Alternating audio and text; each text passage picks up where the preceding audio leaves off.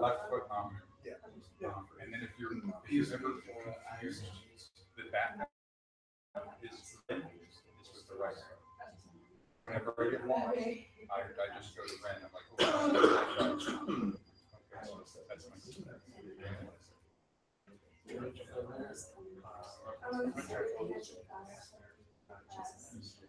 my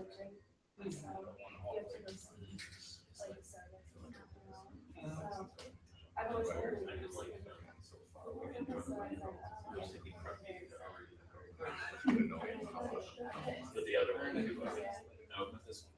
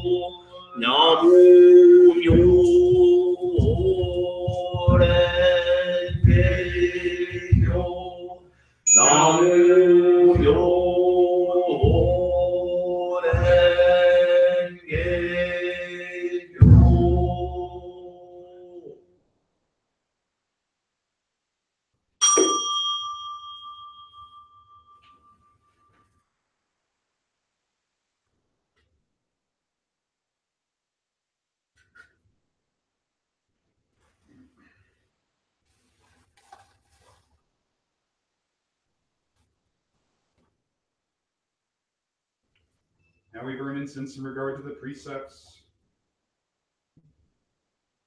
and emancipation. May the light and fragrant cloud of this incense pervade the Dharma world. We offer this incense to the countless Buddhas of the worlds of the 10 directions, to see, hear, and partake of the fragrance of the world of tranquil extinction.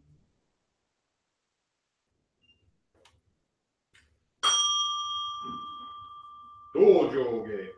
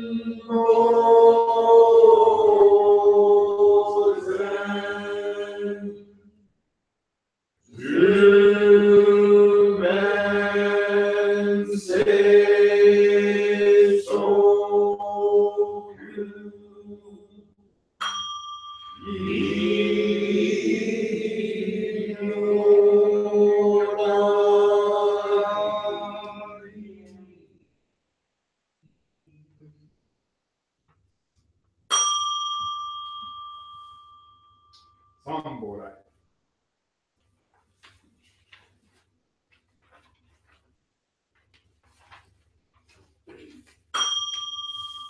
Ishin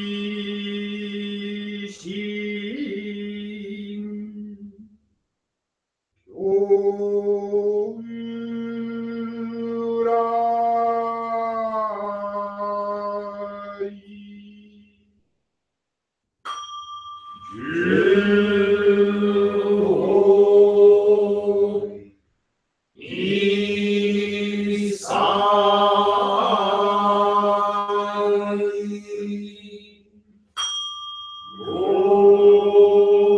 Ishin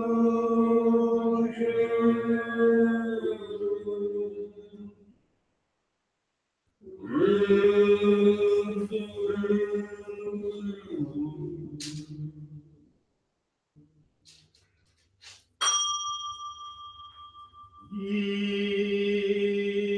Ishin Kyourai.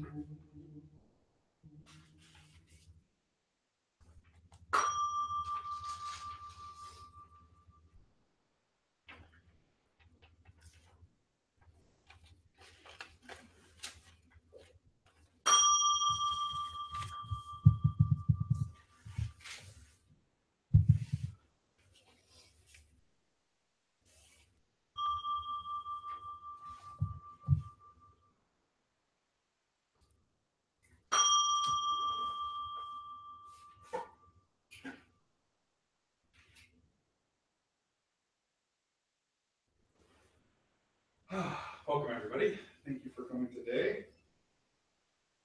Celebrate Buddha's Dharma. Today is officially the beginning of our winter season. It is the day after the traditional celebration of Komatsubara, which is the 11th. We will officially celebrate Komatsubara next Sunday, solely for the reason that I'm in the process of making decorations for the temple. And I wanted to make sure that we make it a kind of a big holiday. This will be the 4th Komatsubara, so I'm very excited about it. So each week, we come together to experience the community together. And each week we discuss things that have happened in our lives and in our practice. As you know, each week I take a lot of joy in coming up with the sermon of the week. Today I wanted to talk about my head. About my head this week. So one of the things I noticed when I first became a priest was that I was the most frightened by shaving my head. I mean, I had good hair, You know, I had that kind of hair. I could put on a hat and take it off, and it just looked good. And people would be like, "What did you do with your hair?" Oh, just like that. People would say, what product do you use?" And I would say, "Well, I haven't washed my hair in 5 days." So I just had this gift of hair that I really really loved. So, needless to say, I had to shave my head. I was very nervous about how I would look, which is probably not the thing you should be thinking about when you're considering becoming a Buddhist minister, is how you look with no hair. So, initially I had to shave my facial hair, which I hadn't shaved since I was like 15. I had to shave my head. I didn't know who I saw in the mirror. And then each time I go for training, I have to shave my beard, which was the next thing that I had to do, head shaving after a while. But the beard, I was like, oh gosh, I look weird. Even my own teacher says I look like a shaved bear without my beard. And so that's why I'm allowed to even have one when I'm not in training. But what I noticed was after I got used to the idea of shaving my head, I became quite obsessive about it. I would say that for almost 2 years, I didn't miss a day of shaving my head. I mean, every single day. And it got to the point where, I had all these different ways to do it, electric razors and this and that. And then I'll never forget, just like any obsessive routine, something happened where I couldn't shave my head that day. I was really, really upset that day. I really felt like I let my practice down, by not shaving. And then that kind of led to, well, let it slide another day. Well, let it slide. Well, finally it got to where it's like I would shave on Sunday mornings before service, which I still do to this day. I let it grow all week long. Traditionally, in a monastery, even they don't shave it but every 2 weeks, because there are resources required to shave your head every day, and time required. It takes quite a bit of time to shave your head. But the thing I realized, though, was that at the beginning, boy, I became obsessive with touching my head. And if I felt even a little bit of stubble, like, ooh, about that stubble, I'm going to get that. Right? And what I realized later, after I let it grow, is I actually got a better shave when I let the hair grow a bit. That it actually just did such a good job of like taking it. If you felt it today, you would realize it was really smooth. I shaved it this morning. And then, of course, because I'm for lessons in my everyday life about my Buddhist practice from my life, I started thinking about that, and I realized it was very similar to how I started Buddhism, how a lot of us start Buddhism, is that we started to think, wow, this is really scary, right? Like, oh gosh, like all of a sudden I'm bald, I'm naked, I'm laid bare by a practice that has no excuses for me, that I have to take responsibility for everything, and I have to take ownership of everything, and everybody sees me in starkly and nakedly as I really am, right? With none of the trappings of my station, none of whether it's high or low, or none of the trappings of my intelligence, whether I'm smart or dumb. Like, I'm just laid bare. So this is kind of how we all kind of come to Buddhism initially, because it's scary. It puts the onus upon you that you're a light unto yourself, you're your own salvation. And yes, you have to be nice to people even when they're not nice to you. This is not an easy teaching to take at times. So, we come to Buddhism just like I did, with that initial kind of fear of what will I look like, what will I be like. It's like I associate myself with my hair, with my beard, all of these things. What will I be if I don't have those things? And that's Buddhism. Who will I be when I don't have these things that I think are me, that don't really exist? So, and then, just like me, initially in our practice, we start seeing and feeling all of these discrepancies in our behavior, right? We start feeling all of these hypocrisies in the things that we do. We start seeing all of these annoying things that we do, like, oh, I do this, oh, I do that, oh, damn it. And we can't push it off on anybody else, right? Well, that person makes me angry. Come on in. we say that person makes me angry, and it's not their fault. It's your fault, right? So we have to see all these things. We're constantly feeling the stubble. Like, oh man, I gotta shave that off. Oh, I gotta polish that. I gotta get rid of that. Oh, I'm not a good Buddhist. I'm not a good Buddhist. Just like I was like, oh, I'm not a good minister unless I have my head shaved. It's the shaving that makes me a minister, not my actions. Right? So then after a while, just like I did, you start to come to this realization that it's like, oh, you know what? Hair grows. Some days you can shave it off. Some days you can't, right? It's just like our behavior. Some days our behavior, we recognize our behavior. Some days we don't. Some days it may take us a week before we realize that we've gone down the wrong path and we've got to turn back around and get back on track. Or that we've let it get a little loose, right? Grow a little too much, get a little too lax, and we got to go back and trim it. And so this is what I've realized is that instead of beating myself up for that, for not being mindful at times, it's the realization that, oh, it's because of my practice and it's because of mindfulness that I'm now able to even observe this situation and feel that it needs to be adjusted at the very least. And if there wasn't something that needed to be adjusted, then my practice would be useless. I would have no reason to have a practice. I would have no reason to have a razor if I didn't grow hair, right? And so instead of me myself or missing shaving my head, what I realized was, you know what, I need to let my hair grow a little bit so I can get an even better shape. And I'll tell you what, on Sundays when I shave my head, it really drives home in the morning that process. I am no longer kind of absent-mindedly thinking about my day as I'm doing it. I'm really focused. I'm really mindful. I'm in the moment because I know that I'm preparing myself for a special situation, for a special time. And that's again our practice. So we become less focused on all of the things that we do wrong and more focused on how do we use the tool of our practice to shave off, to trim all of our eccentricities, all of these things that we're constantly having to battle with, right? Because the nature of our practice is the Nichiren Sanzu, 3,000 existences in a single thought moment, that our minds are constantly cycling between the highest and lowest of intentions and needs. But at the same time, that doesn't mean that we inhabit those places. As one of our members, Danielle, says, I can visit hell, I just can't build a teepee there. You know, it's the understanding that we're always going to be fluctuating through these emotional states, but we don't have to live in any one of them because they are as transitory as anything else. That it's our practice that will help smooth and polish our intentions and our behavior towards other beings, including the one that we see in the mirror. So every week, it is my intent to work a little bit more on being better for other beings.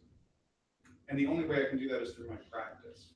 It's not through moralizing or proselytizing. It's not through anything else, but then the relentless pursuit of self-perfection or self-betterment, not for myself, but to be of more benefit to others. So each week I chant Namu I have my practice at home. I have my practice at the temple. I have to receive some sort of magic from the cosmos. I want to give magic to the cosmos. I want to give of myself. I want to give of my love and effort and energy and direct it out. Is it a sugar pill? Is it a placebo? Like the Buddha, I'll sit in noble silence and say, I don't know. But I do know that I'm better for having directed my energy towards the betterment of other beings. I know that I am more content. I know that the people around me are more content. Someone close to me recently told me that love, they realized, was infinite. That when you give love, it's like there's an infinite amount of energy that you have to give to others. And for them to accept and give back. But that anger has a very limited lifespan, and we can only be angry so much. It can only come from ourselves. It can only come from what energy we possess. Love comes from the entire universe. There's a limitless well of that energy, and I don't mean it in the sense of You know, love, peace and love. I mean, genuine love, gratitude, caring. It goes beyond anything that you can imagine. I'm becoming a parent soon, and I can't wrap my brain around that love that a parent has yet, but I've been told that I'll know that child. I'll know. And the way I'm looking at it now is that I'll finally have that new tool in my toolbox to give that kind of love to other people, because I'll have experienced it myself. I have wrestled, as some of you know, with this concept that as a Buddhist priest in the beginning of our sanghas, everything was renunciation. No anything, being a house leader, not a house owner. But what's interesting is I've been listening to the history of Zen Buddhism recently, and there was a whole period of several hundred years where the authentic transmission of Zen was considered to have died out completely in Japan. That the viewpoint of the Neo-Confucians at the time was that Buddhist temples were a plague on the land, that they destroyed forests to build temples, that there was whole amounts of money and treasure that was tied up for no use whatsoever other than to make statues, that all they did was take and gave nothing. And there was a whole reform movement of Buddhism at that time period. And the reason I mention this is that I realized that as the Buddha and Nichiren Shonin both taught, that Buddhism constantly changes and evolves through its time period. We don't live in a time period where we can be, as a minister, supported by others while we seek for ourselves. This is the time for the Buddhism of sowing, not reaping. We don't reap from the people. We sow seeds of Buddhism. We give to the people. We work with the people. We dig in the field with the people. Right? That's the whole purpose. So go out there this week and dig in the fields with everybody else and realize that they're planting seeds of good and bad just the same as you. That it's the seeds that you choose to water that grow.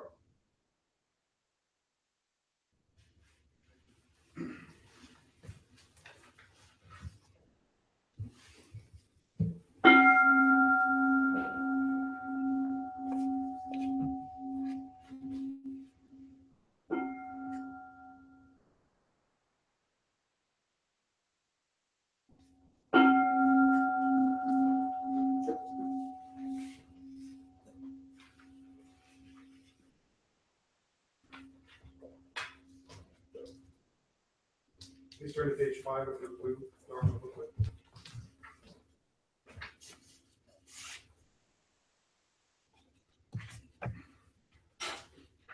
Invocation. Honor be to the great mandala, the perfect circle of all honorable ones revealed by our founder Nichiren Shonin. Honor be to the eternal Buddha Shakyamuni, our original teacher, the Lord of the Dharma, our great benefactor who attained enlightenment in the remotest past. Honor be to the Sutra of the Lotus Flower of the wonderful Dharma, the teaching of equality, the great wisdom, the one vehicle.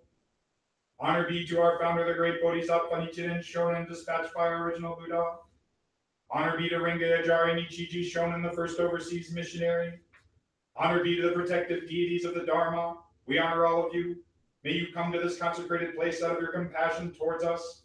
See us with the light of your wisdom and accept our offering of chanting the sutra and Amen.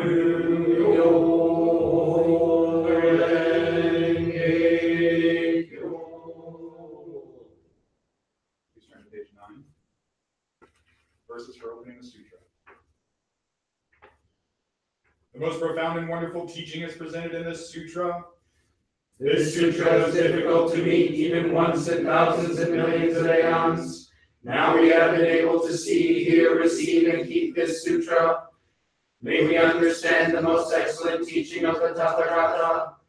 Teaching of the great vehicle is very difficult for us to understand. We shall be able to approach enlightenment when we see, hear, or touch this sutra.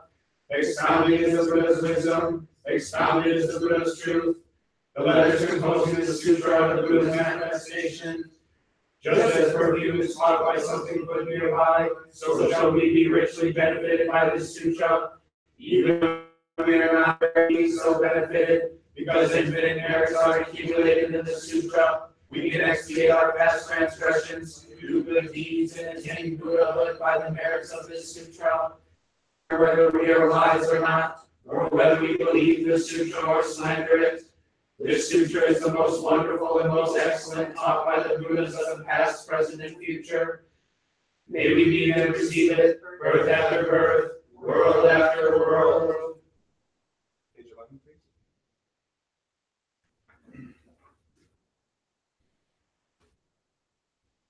Orenge kyo, oben pondai ni, iji se sonju Jusanmayan Joni Ki Goshai Hosu Kobu Shie Jin Jin Nuyo Goshi Eman Ange Nanyu Isai Shoman Yakushi Buzu Shofu No Chi Shobi Shada Buzu Sho Shingon Yakusen Man Nobu Mushu Shobutsu Jingyo Shobutsu Buyo Doho Yugyo Shojin Yo Shofu Wan Joju Jin Jin Mizo Uho Tsugi Sho Setsu Kishu Nange Shari Osu Goju Jo Mushi Ai Shuju Inen Shuju Ryu Oen Won Yo Mushu Oben Shujo Jori Sho Taku Shori Shana Jorai Oben Chiken Haramitsu Tai Juru Somu Shari Osu Jorai Chiken Jorai Jin Non Muryo Muge Ibu Shori Senjo Ge Nasu Sanmai Jin Yu Sai Joju Isai Kizo Uho Shari Osu Jorai No Shuju Fundasu Yose Sho Bonji Nunan Hekta Shushin Shari Osu Shuyo Bonshi Muryo Uen Kizo Uho Bushu Joju Shari Osu Bushu Setsu Shori Chana Busho Joju Daichi Keiyu Nange Shiro Jibutsu Yobutsu Nai no Kujin Sho Jiso Shori Sho Nyose So Nyose Sho Nyose Tai Nyose Riki Nyose Sa Nyose In Nyose En Nyose Ka Nyose Ho Nyose Hun Matsu Kyoto Shori Sho Nyose So Nyose So Nyose Tai Nyose Riki Nyose Sa Nyose In Nyose En Nyose Ka Nyose Ho Nyose Hon Matsu Kyoto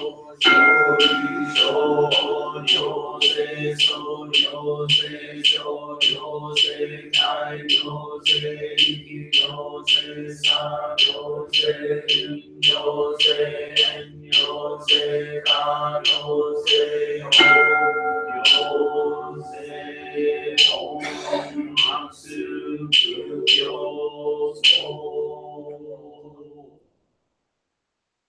Page 35.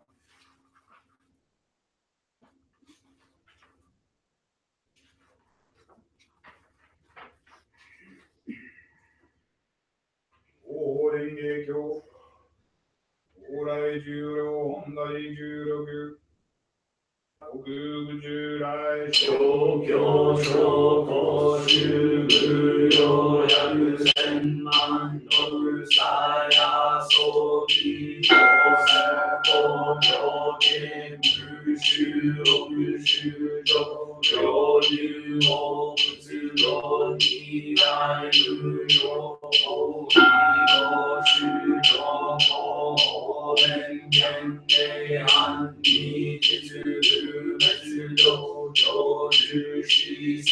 口八九九十九真子六天道虚柔随风一福天虚天下本自有口苦有杀一天开人道地修八字有心虚有一心不虚有难一心有根不自不地上心有地大知识受知识有知三大地有识有在西土本是一我本一口本日本是土本是有是有不有情有杀他不我一知一三是不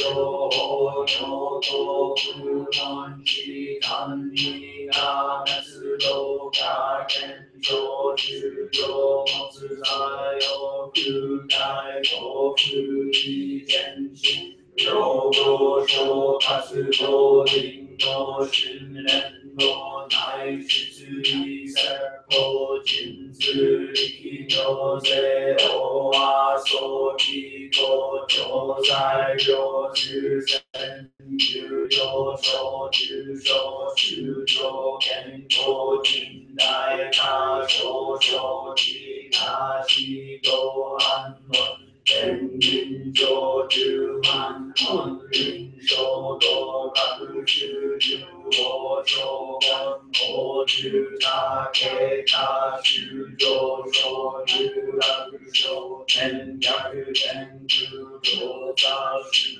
其他个不满大大给三个是只在是大周都是其你是天手真是手指头有在是满在手在是手一样手人人他手里头是万三都有手是都是哇七七七下手开天下心在心里三口哇个七七是三四六四有不来言不下一三四六四南七八七有在口手不有只有是口不是有手都不有手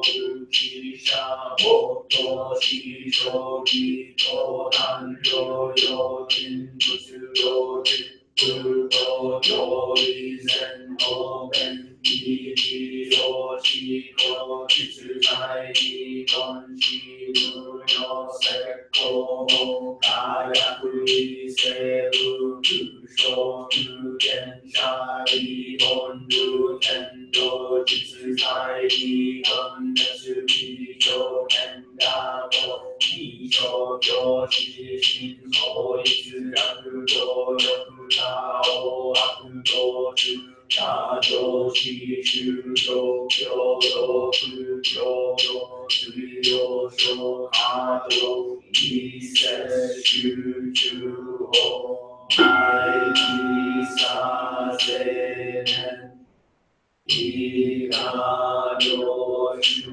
说周日周Please turn to page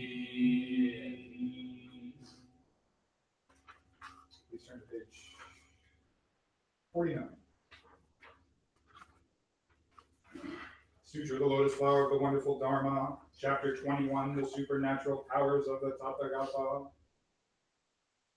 The Buddhas, the world saviors, have great supernatural powers. They display their immeasurable supernatural powers in order to cause all living beings to rejoice. Because of their tongues, which the heaven of Brahman innumerable rays of light are emitted from their bodies for those who are seeking the enlightenment of the Buddhas. The Buddhas do these things rarely to be seen. The sound of coughing of the Buddhas and the sound of their fingers snapping reverberate over the worlds of the 10 quarters, and the ground of those worlds quakes in the 6 ways. The Buddhas joyfully display their immeasurable supernatural powers, because the Bodhisattvas from underground vow to keep this sutra after my extinction. Even if I pray for innumerable kalpas, the keeper of this sutra, to whom it is to be transmitted, I cannot praise him highly enough. His merits are as limitless, as infinite, as boundless as the skies of the worlds of the 10 quarters. Anyone who keeps this sutra will be able to see me. He also will be able to see many treasures. Buddha, the Buddhas of my replicas, and the Bodhisattvas whom I have taught today. Anyone who keeps the sutra will be able to cause me to also will be able to bring joy to the Buddhas of my replicas, and also to many treasures. Buddha who once passed away, he also will be able to see the present, past, and future Buddhas of the world of the 10 quarters. Make offerings to them and cause them to rejoice. The Buddhas sat at the place of enlightenment and obtained the hidden core. Anyone who keeps this sutra will be able to obtain the same before long. Anyone who keeps this sutra will be able to expound the meanings of the teachings and the names and words of this sutra. Their eloquence will be as boundless and as unhindered as the wind in the sky. Anyone who understands why the Buddhas expound many sutras, who knows the position of this sutra in the series of sutras, and who expounds it after my extinction according to its true meaning, will be able to eliminate the darkness of the living beings of the world, where he walks about just as the light of the sun, and the limits of darkness will be able to cause innumerable bodhisattvas to dwell finally in the one vehicle. Therefore, the man of wisdom who hears the benefits of these merits and who keeps this sutra after my extinction, be able to attain the enlightenment of the Buddha definitely and doubtlessly.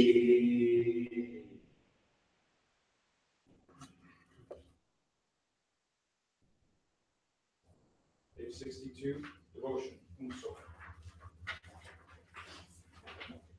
The wonderful truth expounded in the Lotus Sutra, whose Odaimoku we now chant, is what the past Buddhas taught, the present Buddhas are teaching, and the future Buddhas shall teach. It is the great Dharma, true and pure, the propagation of which was transmitted primarily to Bodhisattva Jogyo by the Buddha on Mount Sacred Eagle. Once we chant Namu Myo Renge Kyo. We shall attain the right view that the 3,000 worlds exist in our minds just as they are. The pure land of tranquil light shall be made manifest in our sight, and together with all other beings we shall enjoy living in the land of truth. May the sound of our chanting the Odai Moku permeate the whole world, be offered to the three treasures, and be bestowed on all beings. May all beings enter the world of the one reality, the great wisdom, the great vehicle. May the Buddha land be adorned and all beings favored with the merits of our chanting.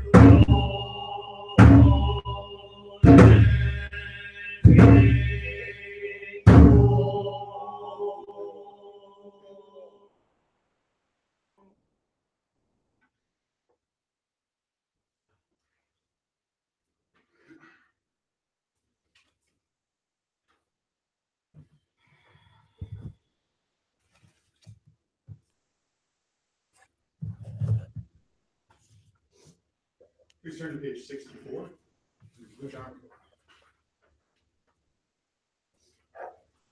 Holtboge, the difficulty of retaining the sutra.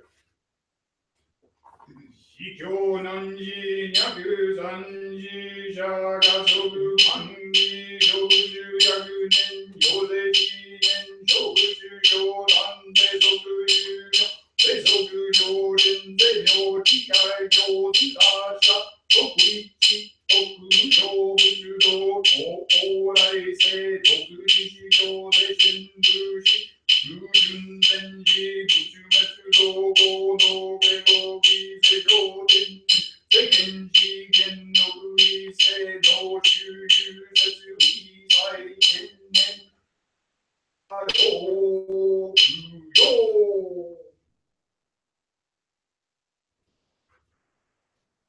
Please turn to page 68. Golden Chain. I'm a link in Lord Buddha's golden chain of love that stretches around the world.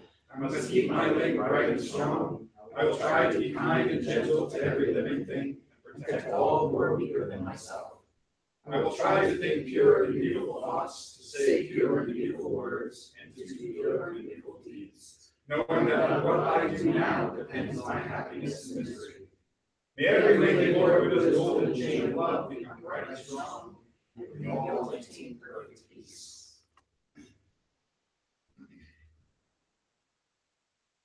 We respectfully dedicate all our merits now gathered to the great benevolent teacher Shakyamuni, the Eternal Buddha, to the supreme teaching of the Lotus Sutra, to the leader of the declining ladder age of the Dharma, our founder, the great Bodhisattva Nichiren Shonin, and to the protective deities of the Dharma.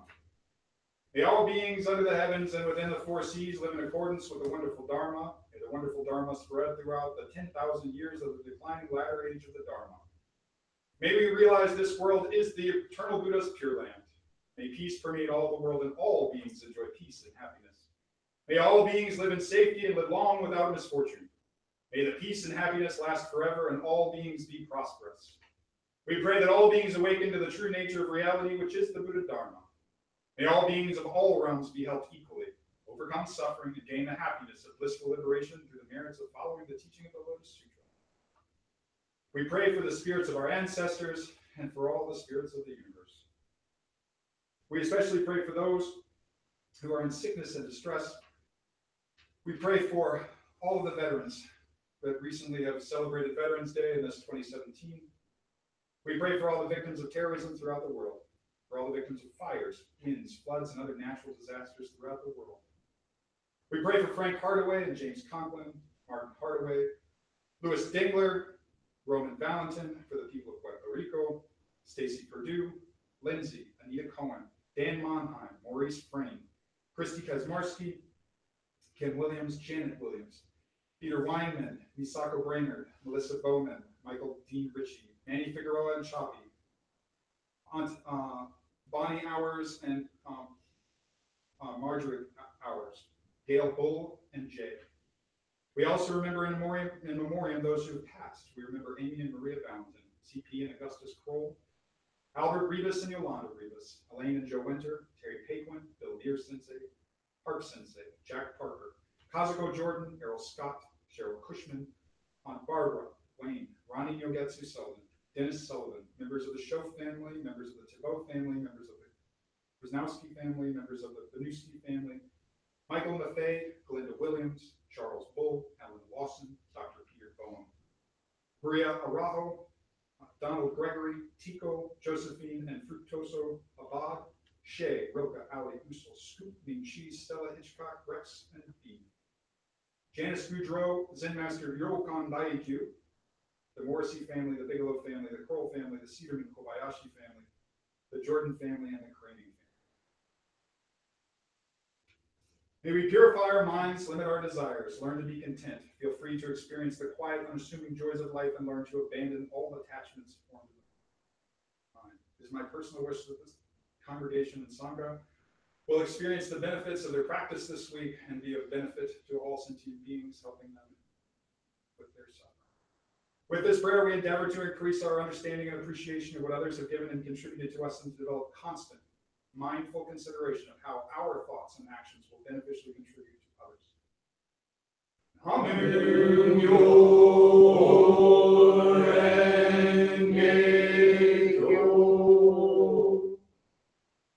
Please turn to page 77 and 78. You say on the four great vows. Shujomu en segando.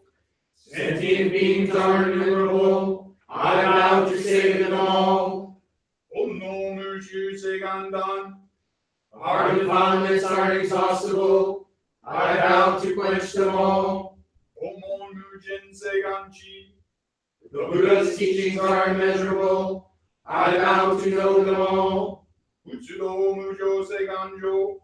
The way of the Buddha is unexcelled. I vow to attain the path sublime. With this body. Until I attain Buddhahood, I shall uphold my faith in the Lotus Sutra. Namu Myo Renge Kyo. Namu Myo Renge Kyo. Namu Myo Renge Kyo.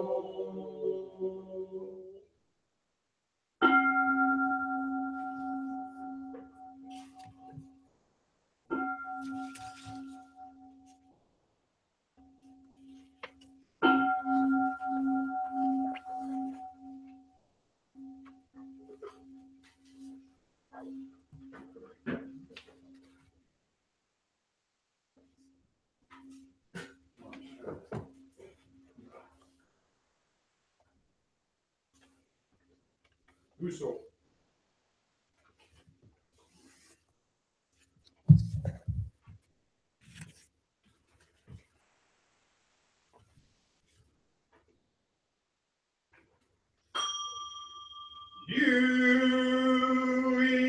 Yui Gan Sho.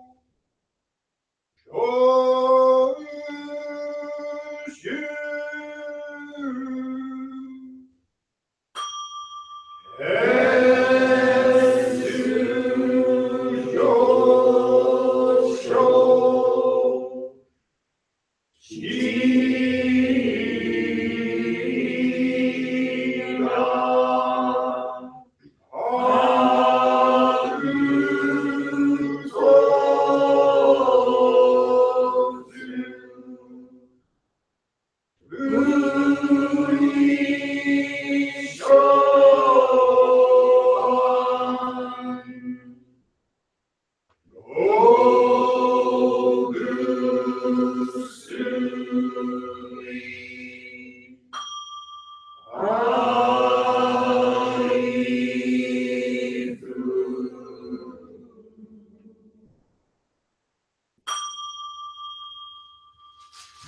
ones, remember us. Be where you like and come again out of the compassion towards us. Please place your hands in whole Kai Join, Cosmic Realm Mudra. Now, sit up with your shoulders nice and square. We will end with silent meditation. Jin Shingyo, meditation on the sublime, Dharma, and the preciousness of life.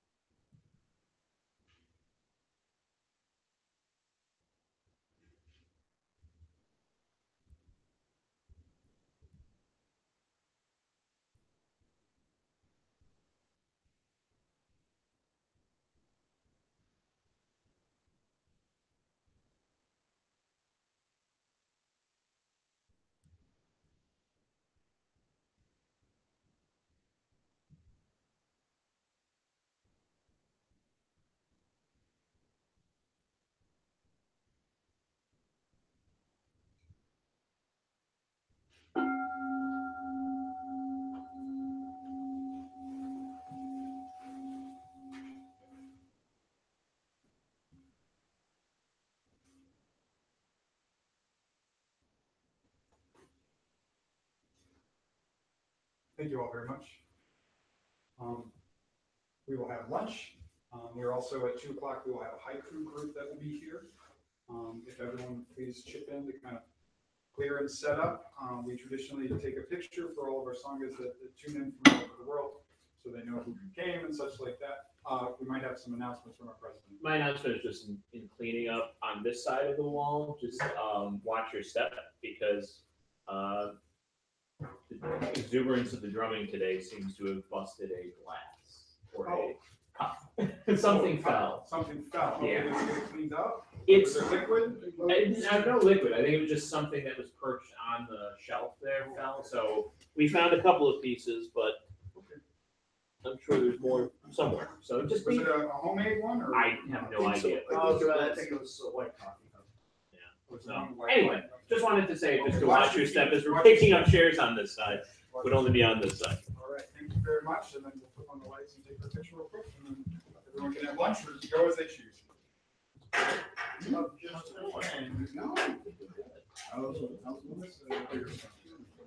She's doing all right.